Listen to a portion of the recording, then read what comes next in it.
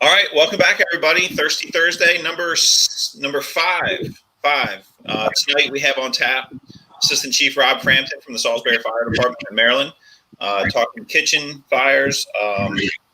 We're going to do something a little different tonight. It's going to be more of where we're seeing kitchen fires, community outreach and stuff like that the departments are doing, reaching out afterwards and trying to prevent them in future fires.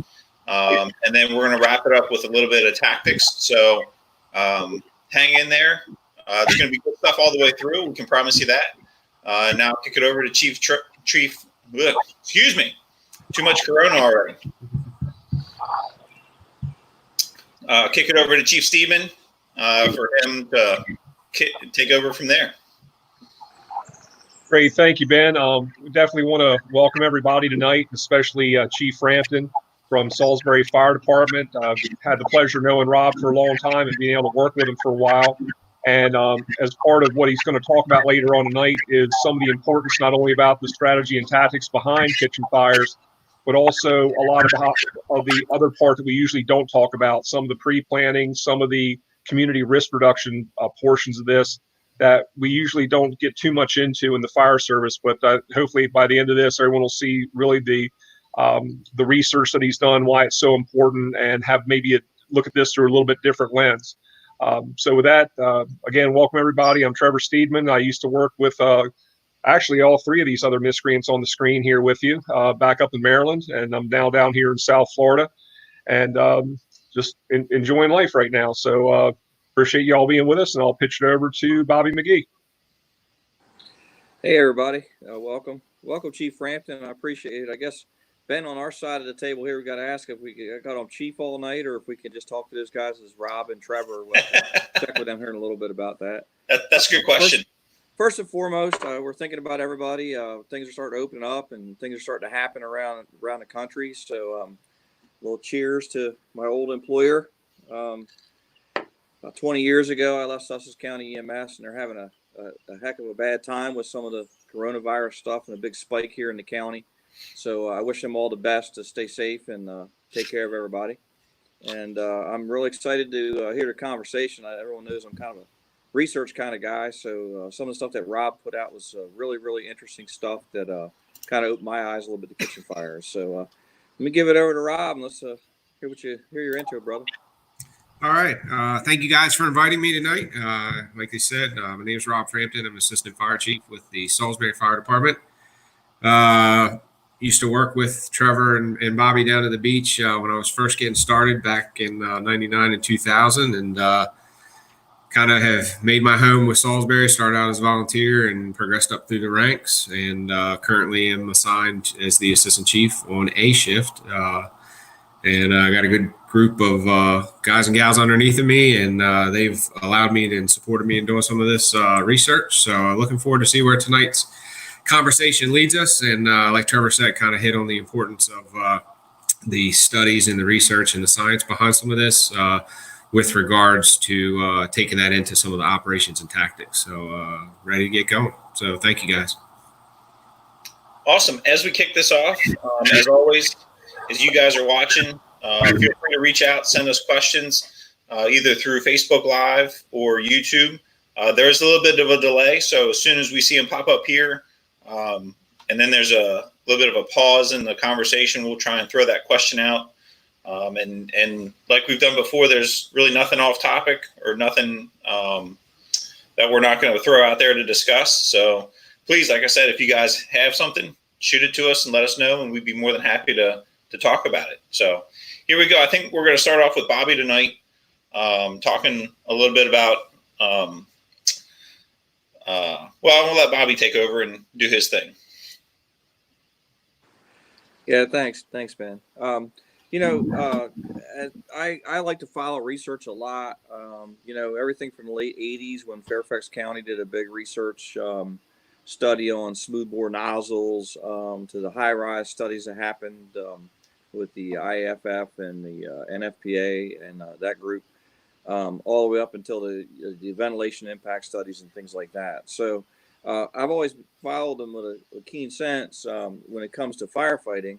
And it's funny when we talked about doing this program and seeing some of the information from Rob, I kind of could see how this really kind of can dovetail into our tactics when attacking kitchen fires. I know just yesterday, Wichita had a grab with a working kitchen fire, and Rob's going to talk, I'm sure, a whole lot more about the numbers and the amount of loss and stuff like that. But I found it all, very, very interesting. And, I think, if we look at it, my perspective is we talked a lot about ventilation. The ventilation impact studies talked about 2 openings is really, really bad, an inlet and an outlet. And so what we started doing in the fire service was kind of starting to try to control doors, which is what we were telling civilians to do all along. And so really all that stuff kind of tied together. And, now we're doing the same thing. We're controlling the fires by closing the doors, and victims are surviving because they're closing the doors. So a lot of times the studies actually affect us in the firefighting side of things too. So I'm really excited to have Rob here, and hope to hear a lot more about what he found out.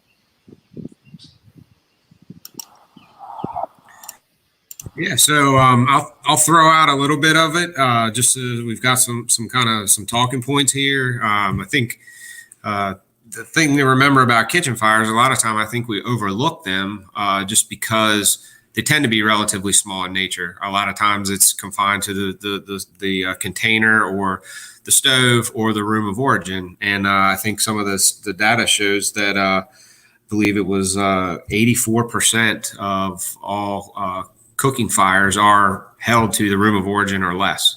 The thing that I think is staggering, though, is that overwhelmingly in the nation, the average is 50% of most fire departments' total property losses because of cooking fires. So in addition to that, they tend to only be about 2% of our calls. So a lot of stuff there. There's a ton of information out there on it through, USFA and IFC, IAFF, those kind of things that are out there. But just to kind of get us going, specifically with regards to Salisbury, in Salisbury, it was 57.6% of our total property loss in 2018. So total property loss for the department that year from fires was $2.2 million, and roughly 1.28 was from cooking fires or attributed to cooking fires. So that's pretty significant, especially when you're looking at it at being only about 2% of our total call volume.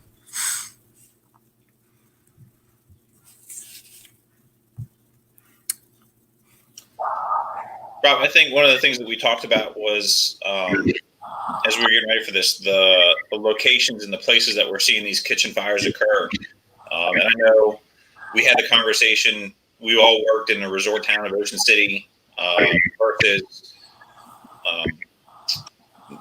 areas that aren't so much in that, where you have more permanent residents with a different socioeconomic status. I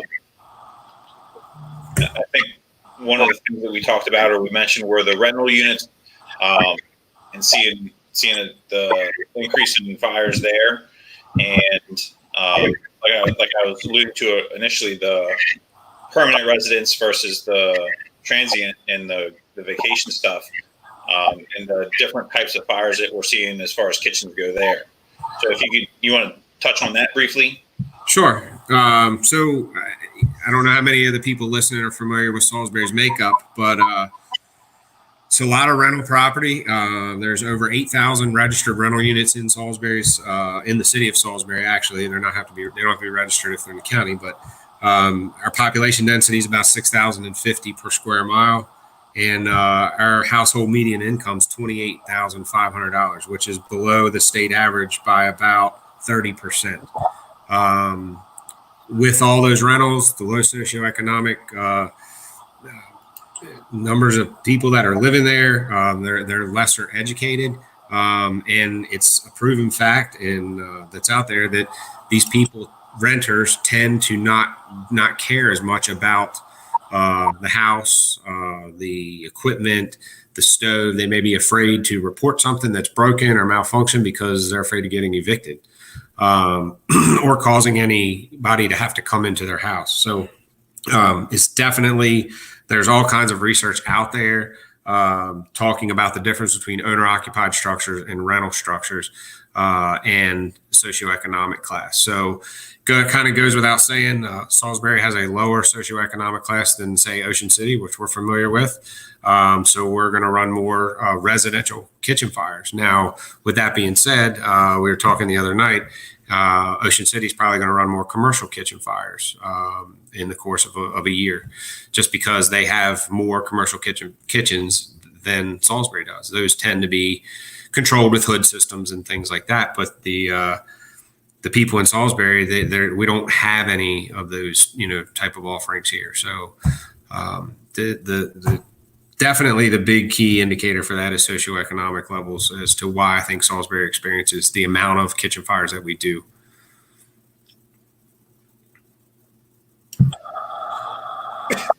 Trevor, how about you guys down in Palm Beach Shores? Is it similar to Ocean City?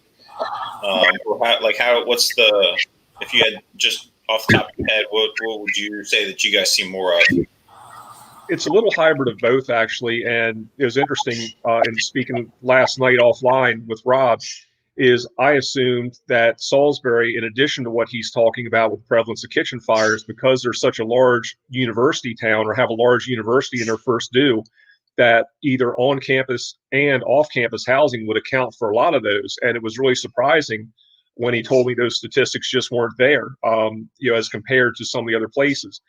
Some of the differences are we don't have quite the same socioeconomic makeup that Rob does in Salisbury or that we have in Ocean City. We have a much older community per capita. And by and large, we have a very at-risk community, especially now with the COVID going on. So our biggest push is really with what we can do in the inspected properties, because the majority of our first due is residential. We do have commercial properties, and they're very well inspected, very well maintained, and we're fortunate in that respect. But the private dwellings typically are not inspected properties for rentals, even if they have a rental license that gets our foot in the door to do inspections. But typically anything that's 6 or more units would be considered an inspected property. And therefore, it has a regular inspections, fire extinguishers are required. And we'll see later on with some of the things we discussed, some of the fire suppression devices that are available out there for these multiple residential units. So to that end, what we've done for community risk reduction, since most of our kitchen fires are really going to be in private dwellings that we don't have the opportunity to go in and inspect, we take care of it twofold. We do a fire extinguisher inspection, maintenance, and selection process for private residences, where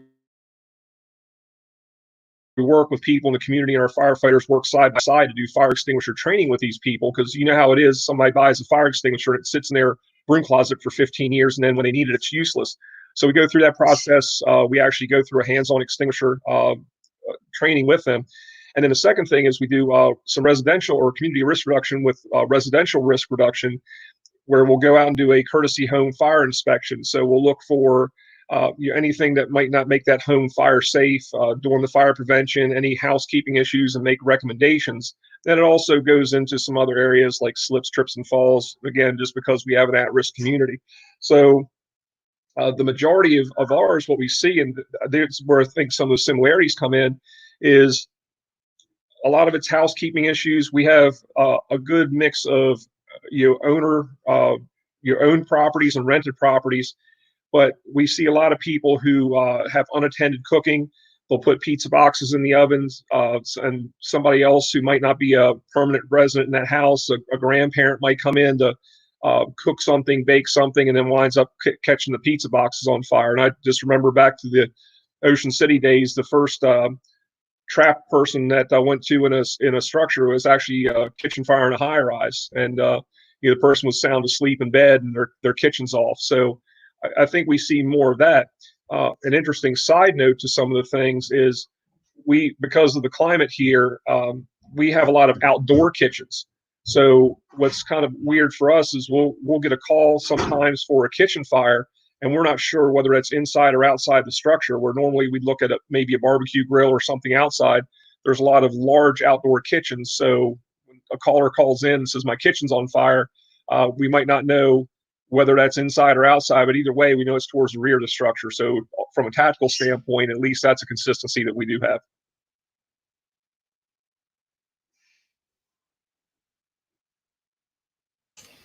Sorry, I forgot where my button was to unmute my mic. We've only been doing this for five times now. I'll figure it out eventually. Yeah, that's a great thing, and I think that's something we're gonna get into later. That you mentioned there at the end was the location of the kitchen. When we get into the tactics and talking about that, and knowing your buildings, knowing your layouts, all that kind of stuff is knowing that the kitchen fire is typically in the back, and making your line selection, making your approach, making all that kind of stuff, or your stretch, all that kind of stuff based off of knowing all of that stuff. I know in talking with Rob earlier in the week, we discussed, it's a night, automatic extinguishment systems that some places might have. Obviously in the commercial kitchens, we're going to see a lot of those because they're going to be required, but there are some places, and I know in Salisbury, Rob mentioned earlier that we have a set of apartments that have systems in them. And our fire marshal's office strongly recommends that as they're in the process of construction and all that, of adding them in. And I think, Rob, you guys actually had a fire in one last 2 months or so. So you want to talk about that? Yeah. So what Ben's referring to is a large. It's two buildings. They are joined through a common hallway on the first floor. It's sprinklered and all that kind of stuff. It's mainly a lower income, older clientele. I'm not sure if there's an actual age requirement to live there or not.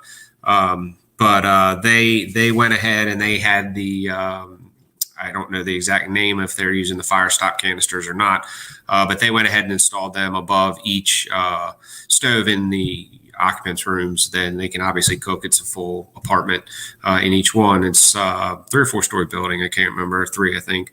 And we actually got a call for an odor investigation and went there, and just like many of us are on all the time, the occupant left food on the stove, left the apartment, and she had actually left with her son, and it ignited the fire stop canister, and the canister came down, and it did its job. However, the fire got, I think, a little bit ahead of it.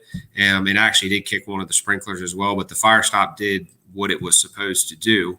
I just think whatever she had left on there kind of advanced a little much. So we did have a little bit of water damage. Thankfully, we got there and were able to get that shut off. But the fire stops are definitely something in multifamily dwellings, regardless of any sort of age requirement, that strongly need to be recommended. I think some of the stats that I found were, I think there's only like 8% in the U.S. of multifamily residential dwellings that require those fire stop style canisters or some sort of AES system. So kind of getting back to, I think Trevor was talking about it, just one little point to throw some more numbers at you. And we talked about this the other night, was unattended equipment is overwhelmingly the leading factor for kitchen fires. I was able to dig up some numbers, and 40% of the kitchen fires are because of unattended equipment. So almost half are that. The others would be mechanical deficiency, misuse of a material product, so too much grease in the pan, those kind of things. And then just to piggyback on the low socioeconomic portion of it, those people tend to eat less healthy, so they tend to use more grease and fats, and studies show that. That's not just an assumption or stereotyping. That's studies done that have shown that those people are cooking with more flammable liquids than say a higher socioeconomic class would. So yeah, that was about the fire that we had up there. Bobby mentioned the fire that I think it was Wichita had. And just we'll get into the strategy and tactics a little bit later, and I think that's when it's probably appropriate to talk about the fire that we were talking about the other night, where the guys had a grab. I think it's probably a better time to talk about it. So. And real quick, Rob, before we get into that, I just want to talk about some of the unusual kitchen fires that we have also.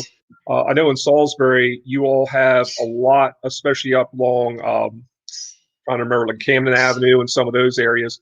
You have a lot of the large 2.5 story, 3-story wood frame balloon construction Victorians that have been converted into apartments and boarding houses. So a lot of times where you normally think the kitchen would be in the structure, there might be makeshift kitchens, or there might be a common kitchen serving several living units. And I know we had this several years ago in Ocean City. And Bobby, you might have to remind me where it was. It's like it was up on 121st Street on the Ocean Block.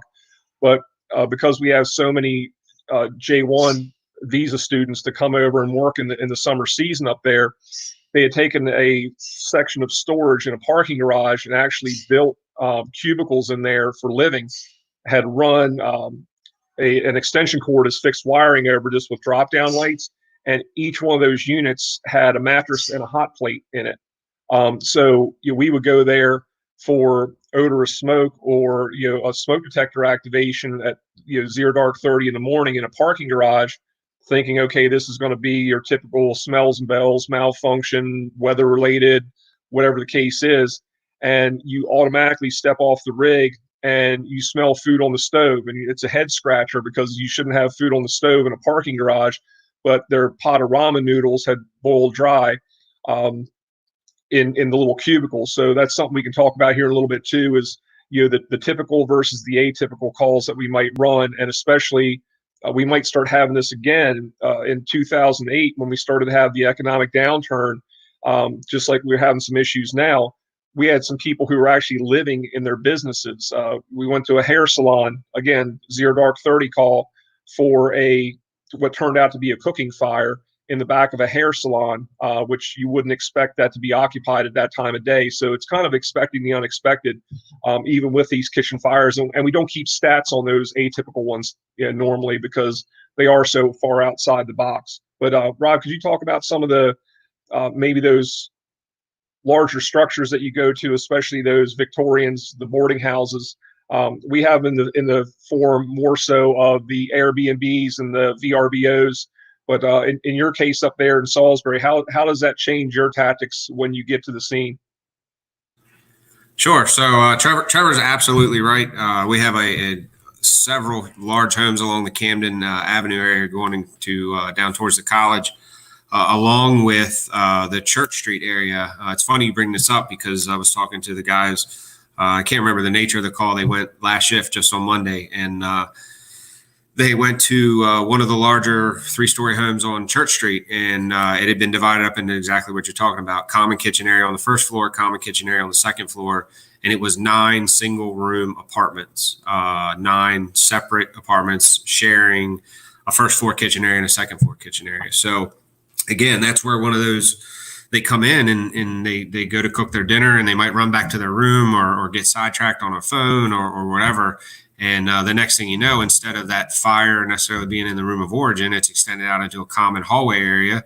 And, you've got 4 or 5 different units on one floor.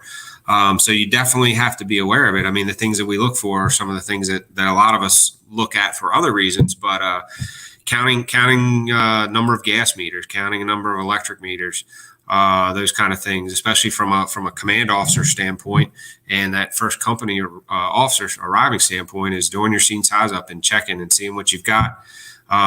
When you go on the medical assists and the EMS calls, taking time to look around and looking at those buildings and have the ones that stick out. We're fortunate.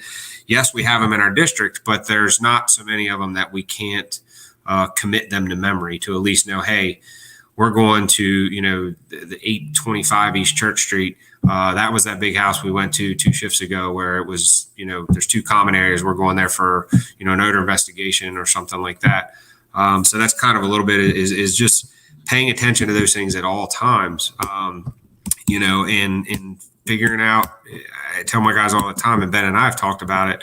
estimating hose line stretches, whether you go there for a medical assist. Hey, this is on the second floor. Is the 150 bumper line going to make it, or do I need to pull the 350 off the rear to get to the second floor to make my fire attack in this large house? So, those, Trevor hit the nail on the head. We've got them. They're all over. They share common bathrooms. They share common kitchens. And these guys and landlords are cutting these things up. It causes a forcible entry nightmare on a fire because they're all dead bolted 2, 3, 4, sometimes 5 times. And these people, again, they're a lower socioeconomic class, and they go in there and they do their thing, and they smoke a little marijuana or do something a little heavier and pass out, fall asleep, and forget something on the stove, or their neighbor inadvertently forgets something on the stove, and then here we are, at dark 30, and trying to figure out what we're going to do and how we're going to get into these places. So it's imperative that throughout any call we're going on, to just keep those kind of things in mind and estimate, where you're going to put the engine, where you're going to put the truck, what hose lines I'm going to pull, and just how many people are living in those kind of buildings. So absolutely. Cool. Thanks, Rob, for bringing that up. And Ben, if you don't mind, before we kick over to Bobby, would you mind showing the fire suppression system that Rob was talking about, the cans, if you have that video handy? Yeah, absolutely. Yeah, so we've got a couple of videos of the automatic extinguishing equipment, so we'll throw those up right now. So here.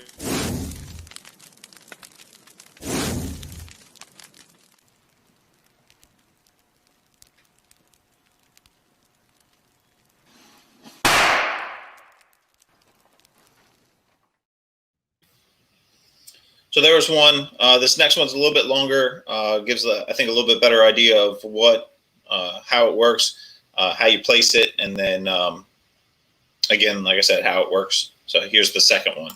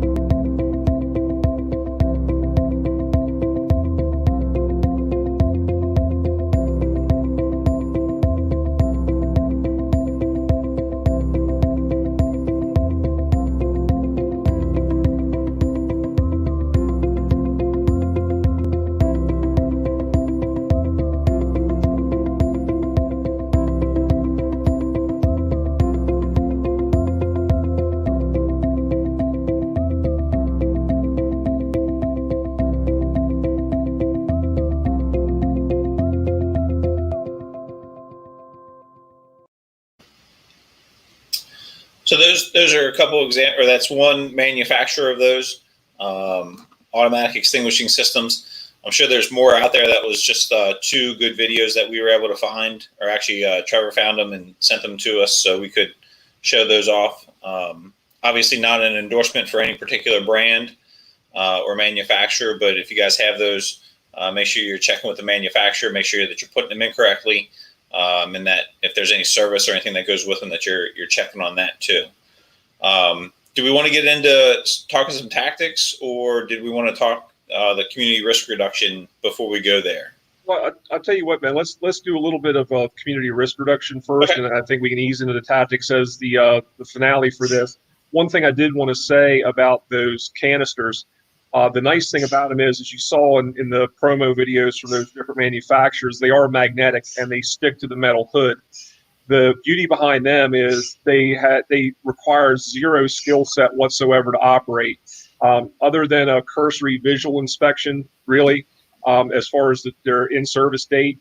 It doesn't require pulling a pin or any sweeping, or you don't have to worry about plunging into a pot full of hot grease or anything else. So these really kind of transcend a lot of things, and especially with people who junk up their their pantries and everything else. No one typically has a fire extinguisher, no matter how hard we try to educate, placed perfectly in their kitchen and readily accessible. It's usually in the back of a closet somewhere.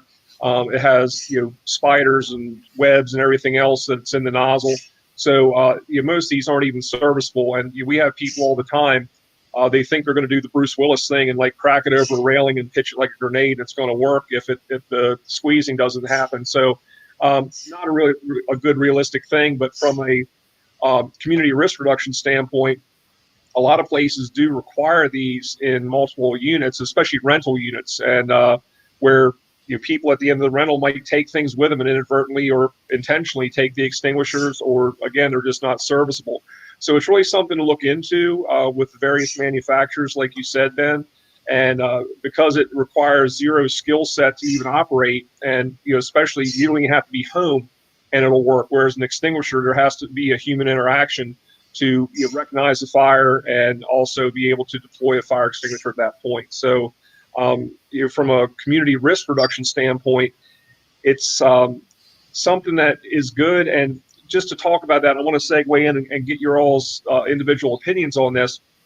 Typically, when we talk about fire prevention, your average firefighter, they understand the value of fire prevention, and a lot of them do it as a task that's assigned to them once a year. And in October, we're going to the schools, we're talking to the kids, we're doing stop, drop, and roll. But for your firefighters who are the go-getters, they're right out of the academy, they're trained, they might have a couple calls underneath their belt.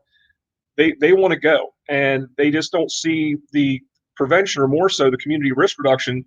It's just not sexy. Let's be blunt about it.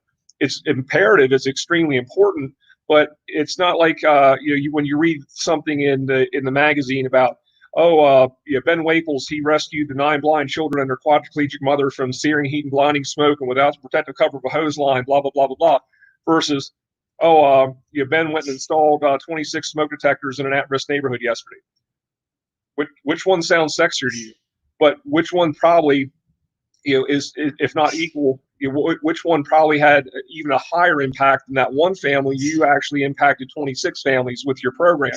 So it's trying to get firefighters to look at things through a different lens, and it also builds that capital and that trust within the community. I know you guys in Salisbury do this frequently, or you have the programs where you do sweeps through different neighborhoods, or if there's a structure fire in a neighborhood, you canvass a certain radius around that to do education.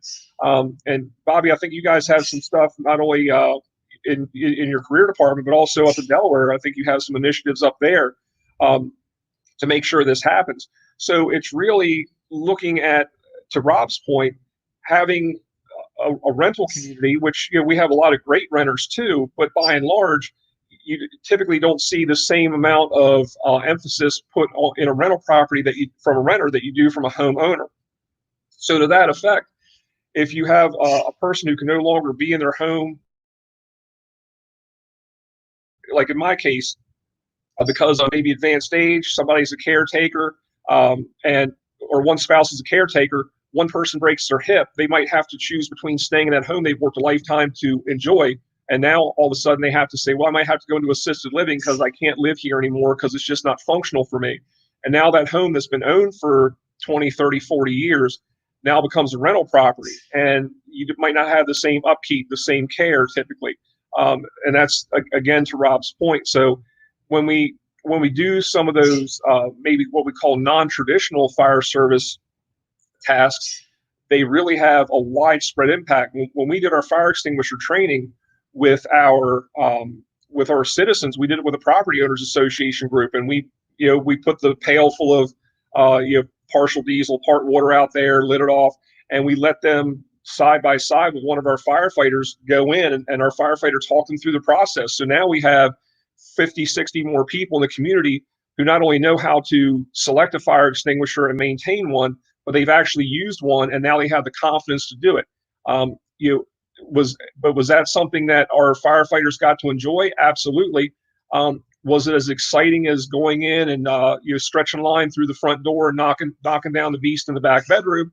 Maybe not, but the capital they built with our community and the trust that they built, and they know that and even our people in the community we're not the fire department, we are their fire department. And they say that, and that means a lot to us because, when it comes time where again, budgets come underneath scrutiny, the things that your backstep firefighters typically aren't going to concern themselves with, because they shouldn't. That's not their wheelhouse.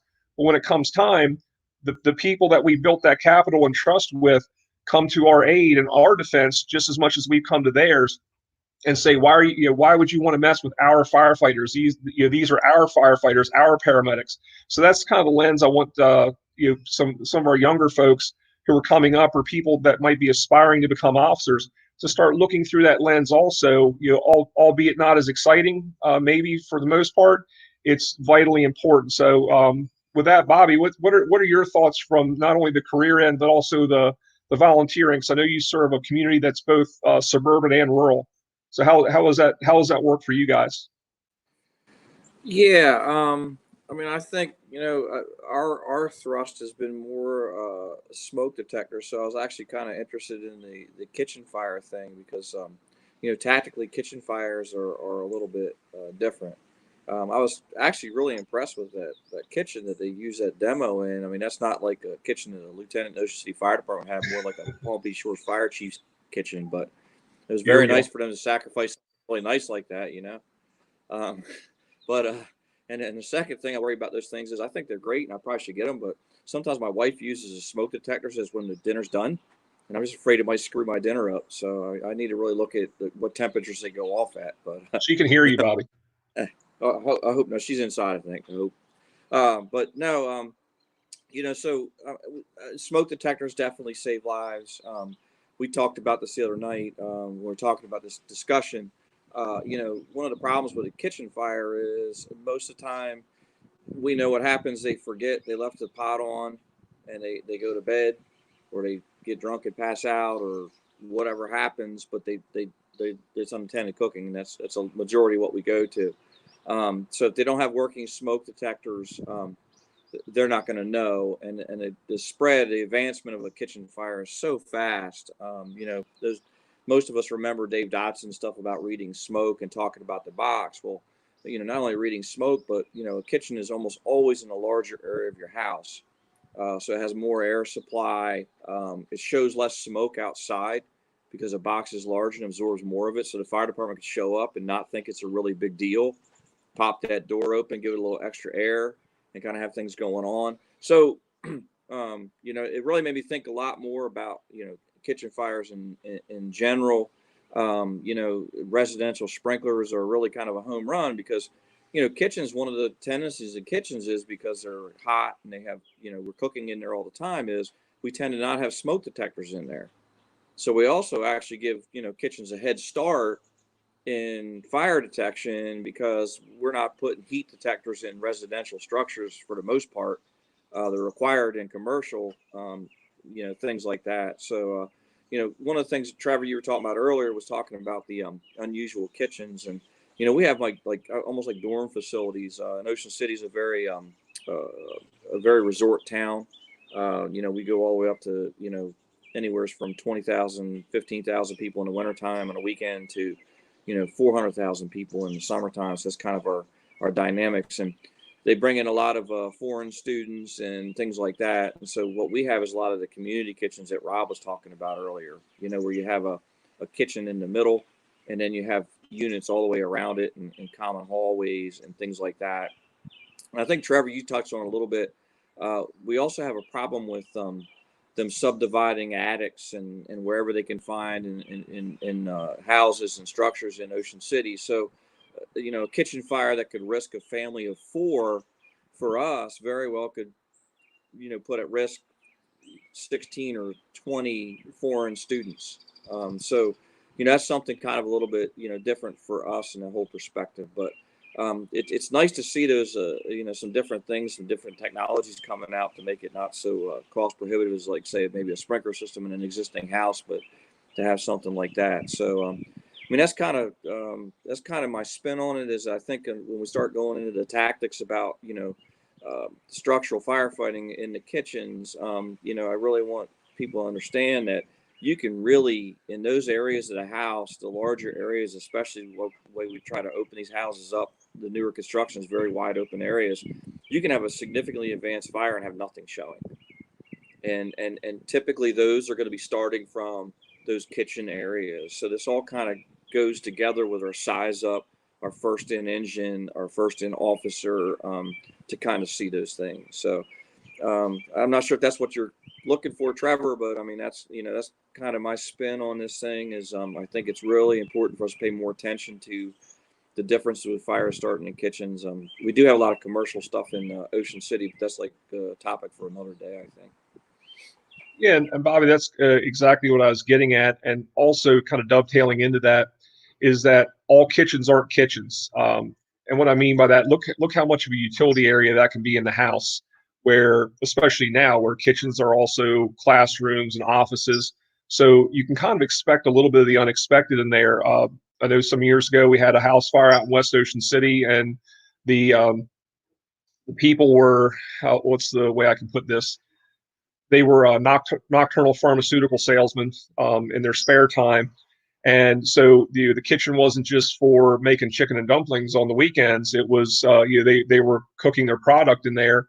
And when the hose crew or the attack crew went in and started doing the attack, they had a ton of used hypodermic needles on the table that had gotten knocked off the kitchen table from the hose stream onto the floor. Now we're crawling on top of it. So, you kind of get to know your areas, your neighborhoods, but this was a typical private dwelling. There's nothing from the exterior that you would have stereotyped this in any way, shape, or form. You just never know. To that end, also looking from a tactical standpoint, and I'll have you guys talk about the kitchen locations. One of the things I look at, and this is looking at it from a couple different angles, is when you're typically going into a kitchen, it's a utility area of the house. So unless you're an Ocean City fire lieutenant who can afford this high grade carpet in their kitchen, most of us don't have carpeted kitchens, so they're either tile or linoleum. So, and plus with the grease, the cooking oils, or everything else, sometimes it gets really, really slick in there. So trying to advance a hose line, you're having to use alternate techniques like using door frames or using corners of the house, sometimes to even advance the line, because if there's any water on the floor, it gets pretty slick. Think about that also when you have to rescue a victim or a downed firefighter. And we've trained to that effect where we've actually taken dishwashing liquid and put it all over the floor of the burn building to simulate that. You're like Bambi on the ice at that point, especially if you start spraying a hose line. So, from a tactical standpoint, you're not talking about the position of the kitchen within the structure. We'll get that in a second. But look at some of the conditions that you're going to have on the way in, and some of the potential things that are going to slow you down, as well as just maybe hinder not only your advance, but also your egress or being able to get a downed firefighter or a victim out just because of the makeup of the floor. On the positive note of that, if you're disoriented, and Bobby talked about the open house plans, I'm looking at my kitchen right now. If I were to have a kitchen fire, it's going into this isn't good. Going into 3 rooms and has direct access up my stairwell. So even something that's confined or comes out as a kitchen fire is going to involve the majority of the downstairs in my house right now. So look at it from that standpoint, you even get disoriented. We talk about transitions in the house. Like we go from a carpeted area to a tile or linoleum area. We've gone from a living area probably to a utility area of the house. Especially the tiles that are on walls. Sometimes, not always, but a lot of times, the smaller tiles, you're either going to be in a bathroom or a kitchen. You feel the bottom grate of a stove, or you feel the bottom drawer. You put your hand in something and it gets wet, you're probably in a toilet. If you're down low enough, high enough, you're in a sink.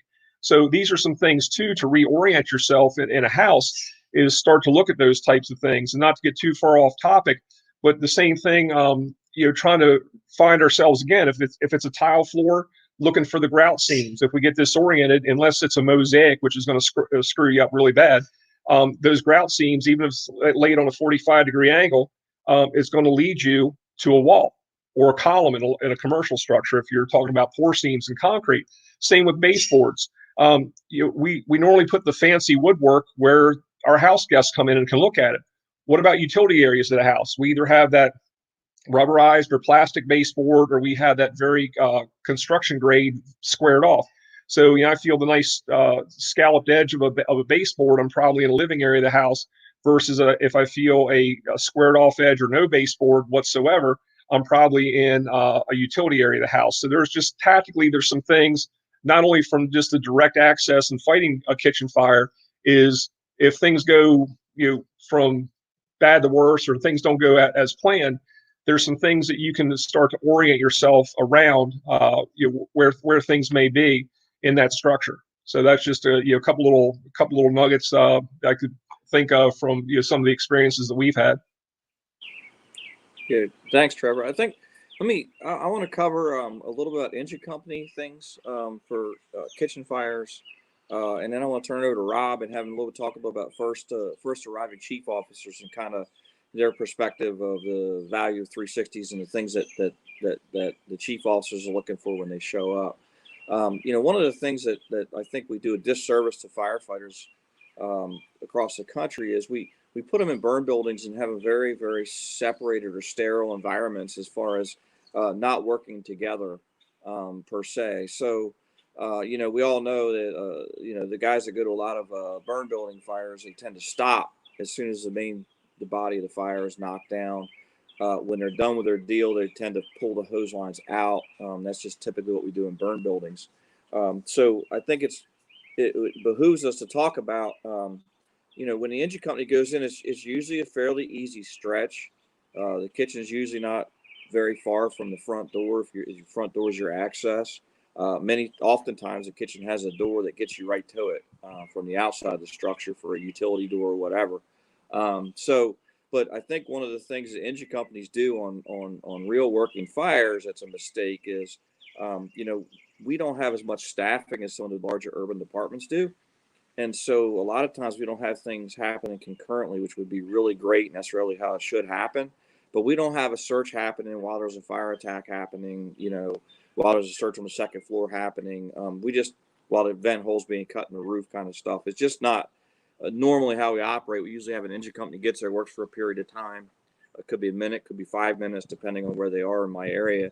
And then you have a truck company come in and they're doing a primary search and things like that. So the problem is that we tend to, if we shut that line down and pull that line out, what does it cover? Well, if it's a 2-story house, it's almost always the kitchen's going to be on your first floor. And our search and rescue priority is going to be on the second floor where the bedrooms are. That's typically in a residential setting. We want to do that. So the engine company, the firefighting is actually not that hard to do in a kitchen fire. It's got wide access. It knocks down fairly well. But the problem is we need to leave somebody with that line to keep that fire from getting to those stairs. We really need to do. A gazillion trillion years ago, when I was in the Navy as a firefighter, we were required to set what was called a fire watch. So if you put out or extinguish a fire on a ship, you did not leave. You set a watch up for that particular area and never left until the whole thing was finished up. So all I'm saying is when you get in there, they're not really tough fires to stretch to. There might be a lot of fire to knock down to get there. But once you get there, keep that off of the interior stairs, unless you like those YouTube moments where people are trying to pull victims out of the windows and drop them off the ladders and stuff like that. Those interior stairs are usually the easiest way and the quickest way to get people out. So from an engine company operations perspective, it's not usually a big stretch. It's not a hard stretch. It could be a fight to get there, but then hold that fire where it is. You want to look for extension and things like that, but make sure you protect those stairs and protect those search crews that are coming in. Or even if you have to split your crew where you have, oftentimes we don't have a truck crew there, and the engine company has to actually start doing some primary search in the areas right around the fire area. Leave somebody there to watch that fire. Don't let that thing go unknown. So that's kind of my engine company perspective. Rob, you want to talk a little bit about what first due officers kind of looking for when you're looking at residential structure fires and when they involved in the kitchen? Yeah. So just to kind of piggyback on what Bobby's saying, typically in Salisbury, we don't have chief's aides. Some of the larger departments may. So I'm kind of one-man show when I arrive in the command vehicle, kind of doing my own thing. Obviously, 360s are important. 360s are 360s for a reason. All 4 sides, not just A, B, and D. You don't just glance down the right, glance down the left, and then go back to the buggy. because typically, like we said, kitchens are in the rear. If you don't go get a look at that rear, you're not going to find out. You're not going to find utilities, locations, things like that. I try to point those things out once my 360 is complete. 360 is complete. I've got a single story rancher, no basement. Utilities appear to be on the seaside, beast wherever they may be. And then what you've got a little bit further than just your initial arriving.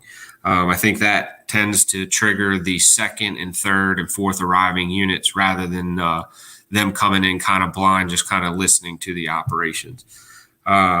Window locations and sizes. We've not really talked about that, but if you think about it, most of the time, what's above your kitchen sink in most houses is going to be a smaller window.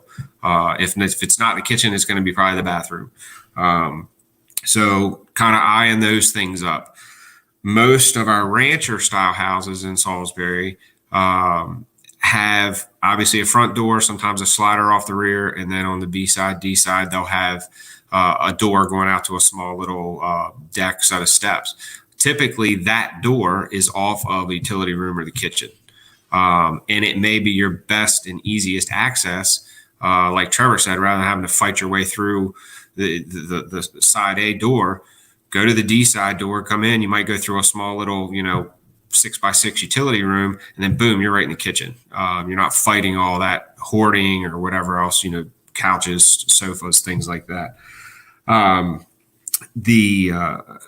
We talked the other night, and I was mentioning a fire on another shift that they had. It came in, I believe it just came in as an automatic alarm.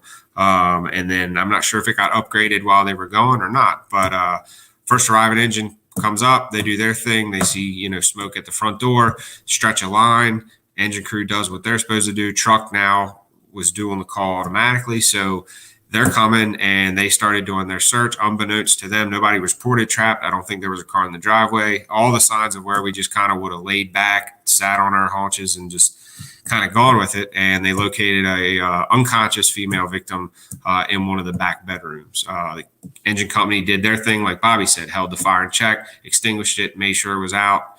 And the members of the truck crew pulled that lady's safety, and she made a full recovery. So it's imperative that when you're doing the training back at the firehouse, if you're staffing engines and trucks, or if you're in a volley house that just runs an engine, play these situations out in like almost like a tabletop. What are we going to do in this situation if we're the engine company or if we're the truck company?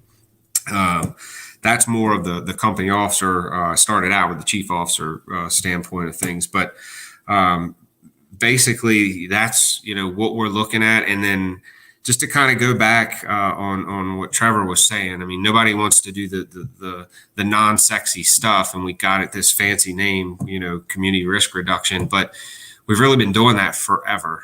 If you think back, change of smoke detector batteries, neighborhood sweeps, and such. I was talking to a past chief in Salisbury, and we used to have a home fire inspection program where we actually had a home inspector, and that was his job. He would go out every day and do home inspections. And we used to, at the time, I think before it started, he told me we were averaging 5 to 7 deaths a year, fire deaths. And this was 10 or 20, this is probably 20 years ago. And we went on a 6-year stretch while we were doing the home inspections with 0 fire deaths. So that's pretty significant. Again, we called it home inspection. We didn't call it community risk reduction. And, all the stuff that like Trevor said, some of these, the younger guys, they don't want to do that nowadays. They just want to go to the fires and run the calls, and that stuff's all good and well, and those will still come. But I think as they advance through the fire service, they'll realize the importance of doing some community risk reduction, whether it's simply changing out a chirping smoke detector that you heard on or a battery on an EMS call, or so on and so forth. But to kind of take it a little bit of a step further with regards to the strategy and tactics, and I know we're kind of talking a lot about residential, but the commercial fires, kitchen fires, the quantity of the flammable product is something that I think people need to remember. When you're talking about a residence, you're typically talking about what? A small residential frying pan. Go to a McDonald's, go to Burger King, whatever your fast food restaurant of choice, Popeyes, whatever it may be, and you have vats of grease that is hot all day long. I can just, forcing your way through a restaurant or coming in the back door and having a fryer that's, burning on top and hitting that with your hose line, you're just it's a recipe for disaster. So you've got to be thinking about what kind of building we're going to. I think back to a fire we had at the Popeyes on 13 down south. There was mostly contained to the fryer. The hood system kind of darkened it down, but it was definitely a fire. And if those guys had went in with a hose line, we would have had a heck of a mess on our hands with rapid fire spread, because I think Bobby hit on it earlier, might have been Trevor. These places, while the hoods may be cleaned regularly, are the walls scrubbed down, and that's commercial and residential. This stuff builds up and cakes up on the undersides of cabinets, and they almost become, laden with chemicals and substances that are just going to fuel that fire even more. And, like Trevor kind of hit on, it's kitchens are usually on wide open spaces. I mean, I'm sitting here looking at my room or my house, and kitchen's in the background, and there's a 2-story great room right in front of me. So that leads right to where my bedroom, all the bedrooms in my house are. So it's definitely wide open and large area for smoke to collect before any bypass or outside of my house is ever going to see it. And Rob, if you don't mind, and I know you've probably been on this call 100 times, if not more, but when we're talking about residential kitchen fires, the probability of having not only multiple fires from someone almost like when they have a mattress fire trying to shove it out the window. If there's a pan on the stove, they try to take it through the house until it gets too hot and they drop it. A lot of us, we have our paramedic units that respond directly with us to the fire scene. And more often than not, the first arriving paramedic unit, most, if not all of that crew goes to suppression, and it's a secondary unit that might be coming in. It takes care of the EMS factor. And in your experience with having not only those multiple fires, but also the potential of having at least one burn victim possibly out of this, what are some things that you do to handle that situation? And then I want to pitch it to Bobby after that, because I know in his first due up there in Delaware, I believe you guys have some walkout basements in a lot of the places where they've converted them into a separate living quarters. So maybe you guys can talk separately on those things. But if you don't mind touching on that, Rob, as far as how to split your crews up and taking care of multiple functions at one time. So you have the fire function, but you also have an obvious burn victim or two on arrival. Yeah, sure. So in Salisbury, on our first alarm assignments, we're getting 2 medic units. Our policy actually says that the first medic unit is responsible for patient care. But a lot of times, Trevor's right. We pull up. There's not a person standing in the front yard. We put them to work to assist our suppression with our staffing of 3 on the engines and 4 on the truck. That's 2 extra people, and typically very good. A good. We pair a firefighter EMT and a firefighter paramedic, and typically that's just some stellar people on those crews. So definitely. I had a chief officer when I was coming up that we could literally make eye contact when we would pull up. There's no patients. He would look at me. He'd kind of give me the nod, and I knew that my partner and myself we were going to work.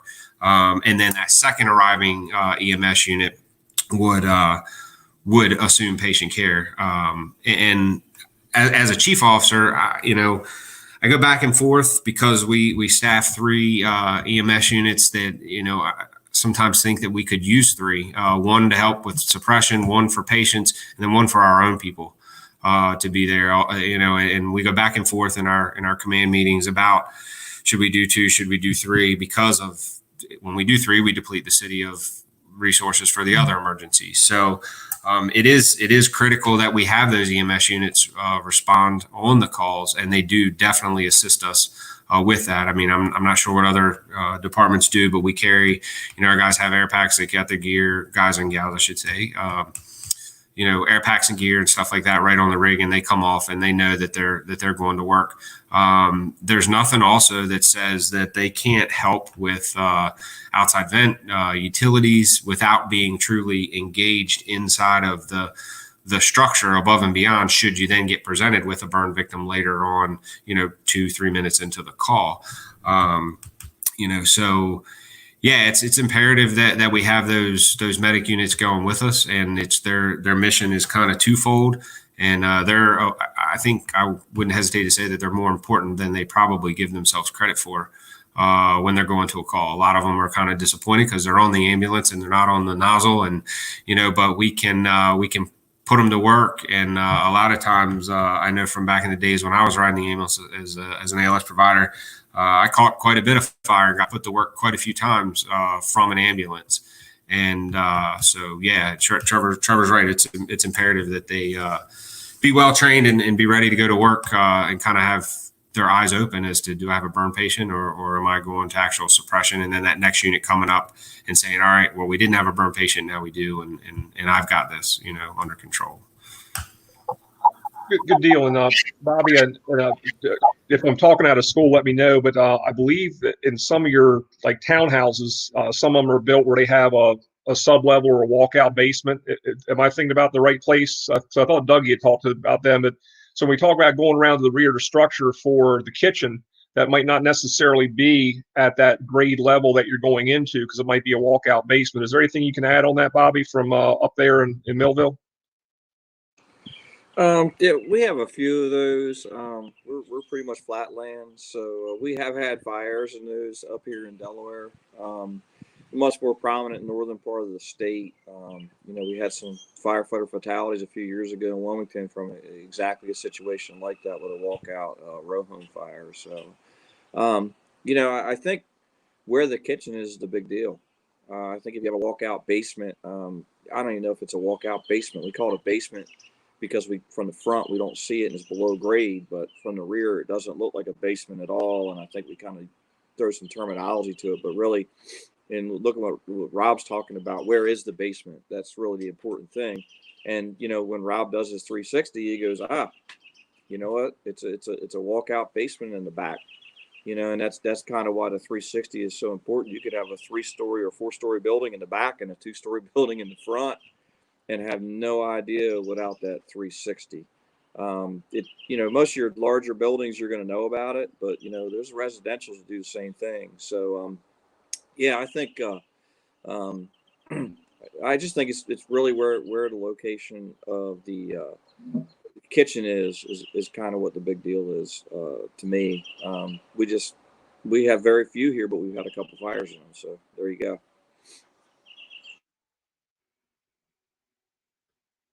Good deal. Thanks, Bobby. Appreciate that. Well, guys, we're just over an hour. I don't know if we want to kick it around one more time just to wrap it up, and then we'll close it out for the night. Great conversation as always. So, Trevor, why don't we go over to you for your final thoughts for kitchen fires and everything that we've discussed for tonight. Great, thanks, Ben. Really, we pretty much covered a lot of things. I'm really glad that Rob got into the commercial kitchen fires as well, because that's a complete conversation on its own. But there's just so many dynamics to the commercial buildings, especially the fast food restaurants, like he had mentioned, and and also our risk benefit with that, because as we talked about before, a lot of the fast food restaurants, other than liability insurance, they don't insure the structure itself. If there's a fire in it, it gets torn down and it gets rebuilt. And all the heavy equipment, the chilling units, the HVAC, everything that's on the roof. So when we're dealing with fires in the hood systems or some of those commercial ones, that's its own animal, which has its own subset of hazards. So I'm really glad that Chief Frampton brought that up. And I want to thank not only all the viewers for looking at this tonight and everybody on the panel, but Rob, you especially. You brought something to light that we kind of overlooked. Like you said, it's a very small percentage of our calls overall, but accounts for such a major part of our property damage and dollar loss. And I know you're doing this as part of your applied research as a student in the Executive Fire Officer program. So congratulations to you on that. And, keep on keeping on. You're doing a great job with it. Yeah, thank you. I appreciate it.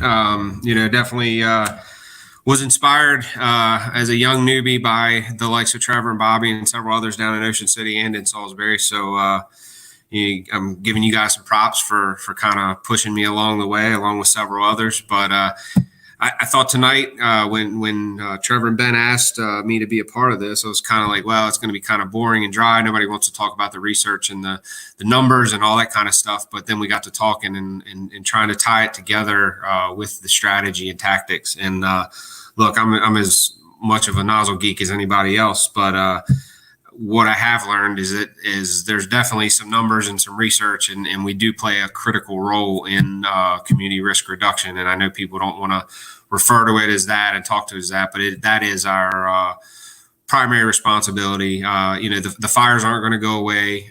They may be less, but they're going to be more. They're going to burn hotter. They're going to burn faster. And the dollar loss is simply there to prove that we really need to address this.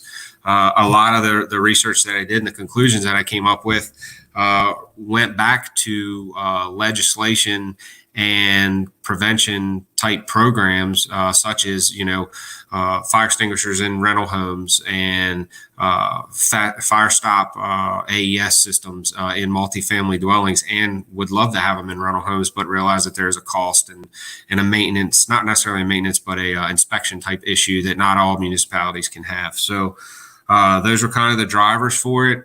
We're fortunate in Salisbury to have a fire marshal's office that's now working for us. They're doing great stuff. They're doing plan reviews and all kinds of commercial stuff, and they definitely have their interest sparked and are piqued in looking into expanding into residential stuff. So again, I just thank you guys for the invite. I hope people got some stuff out of this, and hope we didn't bore you to death with stats. I think we talked definitely a little bit too about the stats and tactics and things like that. So thank you guys. I appreciate it. Look forward to coming back again, talk about something else. Perfect. That's what we want to hear. All right, Bobby, you're up next. Well, first and foremost, thank you, Chief Frampton, for coming along on this ride with us. I met Chief Frampton long enough ago that I had color in my hair and he had hair. So, it's been a really an interesting topic to talk about. And I've never been, I've always been kind of more of the interior kind of fire guy, training guy, and things like that. But recently, the fire chief asked me to head up a smoke detector program in a community in Ocean City. And I remember when we first started going through it, I'm like, oh my gosh, this is really boring, and we got to get ladders and smoke detectors and all that crazy stuff. And I got to tell you, over 80% of the buildings, the houses, residential structures that we saw didn't have what would meet the standard. They were older than 10 years old. They didn't work. And, when we talk about socioeconomic, unfortunately, fire detection systems, they tended to be universal. We had a guy who was a prominent lawyer that none of his smoke detectors were working at all.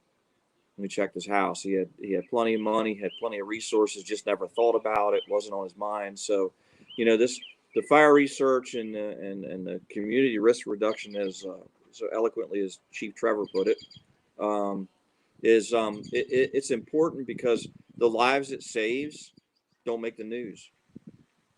They just don't make the news. You just hear a reduction in deaths nationwide. You don't know why. And I can tell you a lot of it has to do with the hardworking fire marshals and the hardworking people that are doing this other research and things like that us fire guys just didn't want to do. So I appreciate what you're doing, Rob. I thank you for that.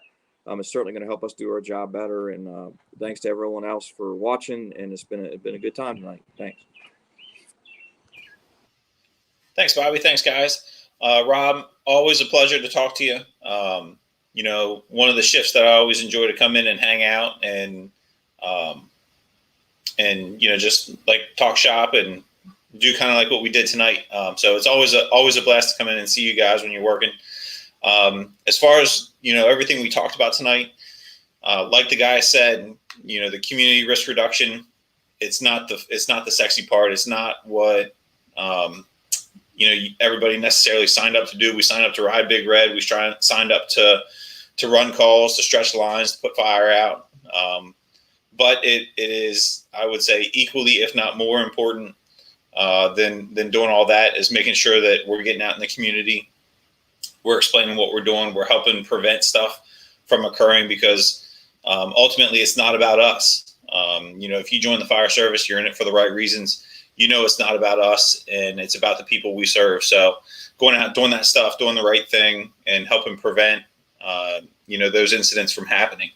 So that's it for what we have tonight. We're looking forward to next week, or not next week. Sorry. I believe we're looking at May 28th. Sorry, 2 weeks. Yep. Sorry, guys. Again, we've only done this 5 times.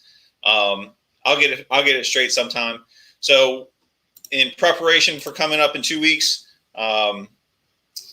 in order to keep up with us, again, a special thanks to Assistant Chief Rob Frampton, A Shift, Salisbury Fire Department. If you guys aren't watching the Salisbury Fire Department Facebook page, you should be. A lot of great stuff that they're coming out with there. Chief Frampton was a big part in this recent thing that we've started, where we read every Thursday at 10:30 on Facebook Live. And again, a lot of stuff coming through with that. So like I said, Salisbury Fire Department, follow them on their social media. I'm sorry I didn't put it up here, but here's everything for Strike the Box, our Facebook page, our new Instagram page. We're a little slow with the start. We're new with it, so cut us a little slack. But there's our Instagram, Twitter, our website, and as always, our email. So if you guys have questions, you want to get up with us about something, please shoot us an email, shoot us a message, send us a tweet, whatever it is. But let us know, get up with us. We'd love to come out and chat with you, talk with you, and help you guys with whatever you got going on. Moving forward, like I said, next week, we're coming back. Thirsty Thursday, number 6, Millennial Madness. Chief Steedman had the great idea of doing a talk about the millennials and how they interact and how we interact. Unfortunately, I have to say I'm a millennial, but how we interact with the previous generations, how we're interacting and moving forward with the younger generations. So we have some special guests. We're still in the process of setting them all up, getting them straight with what we're going to do.